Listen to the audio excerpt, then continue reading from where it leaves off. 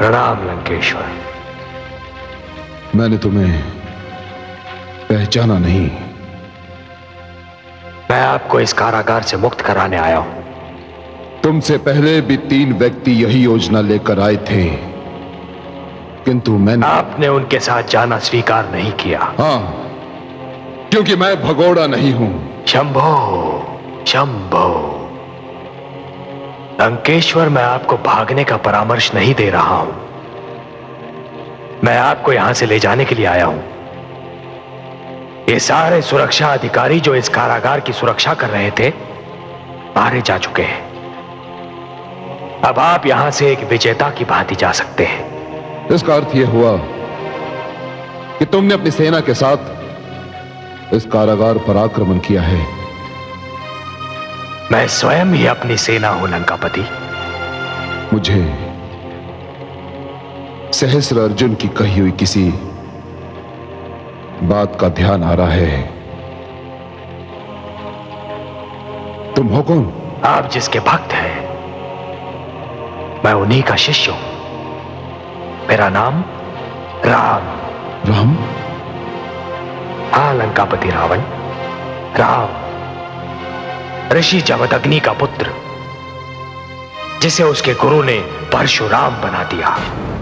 तुम मुझे मुक्ति दिला के मुझ पर उपकार क्यों करना चाहते हो? क्योंकि मैं आपके उपकार का ऋण चुकाना चाहता हूं। मैंने? किंतु मैंने कौन सा उपकार किया है तुम पर?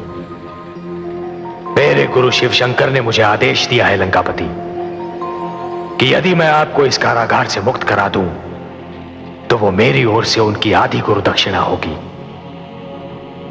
गुरु दक्षिणा का साधन जुटाने में आपने मेरी सहायता की है, ये उपकार ही तो है।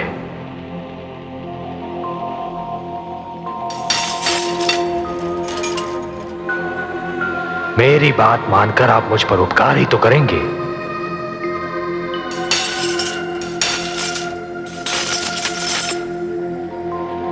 अब आइए,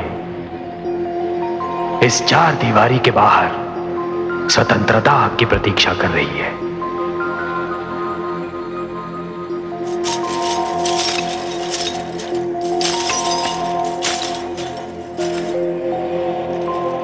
परशुराम, आप मुझे राम ही कहिए लंकापति रावण।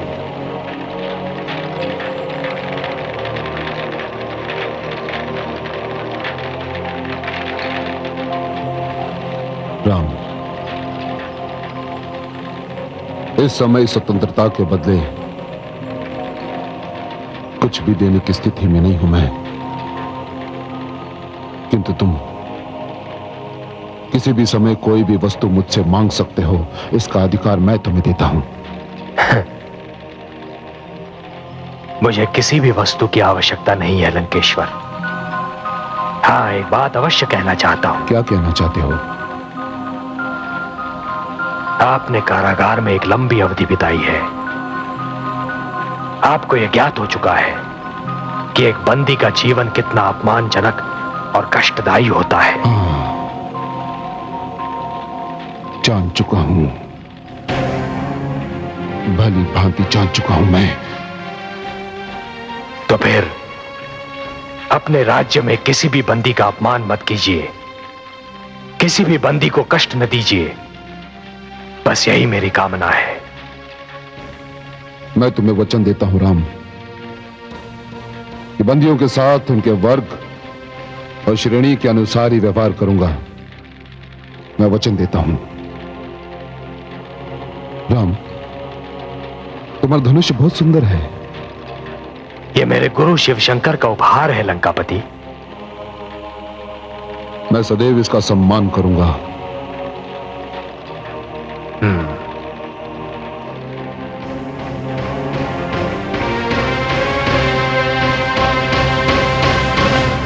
पिताश्री ने जब से लंका नरेश रावण को बंदी बनाया है, हमारे राज्य के प्रति सारे विश्व में आदर और भावना बढ़ गई है।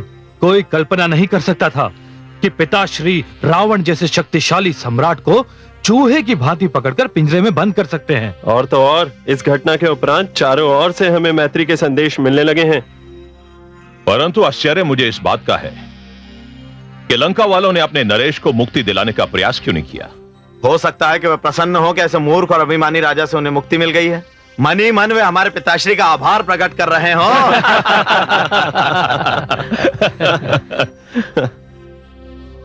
महाराज शस्त्र अर्जुन की जय हो। कहो महामंत्री, कुशल तो है? चुप क्यों हो महामंत्री?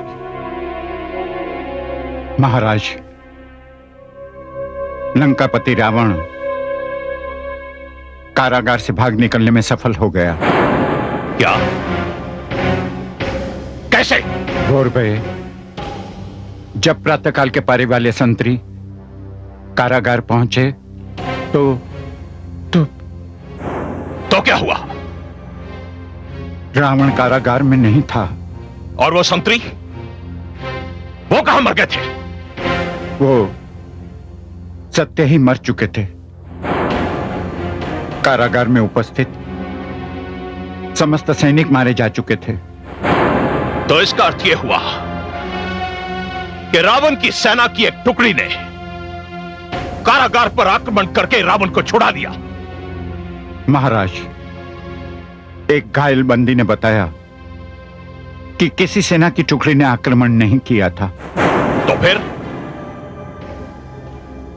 उसका कहना था कि केवल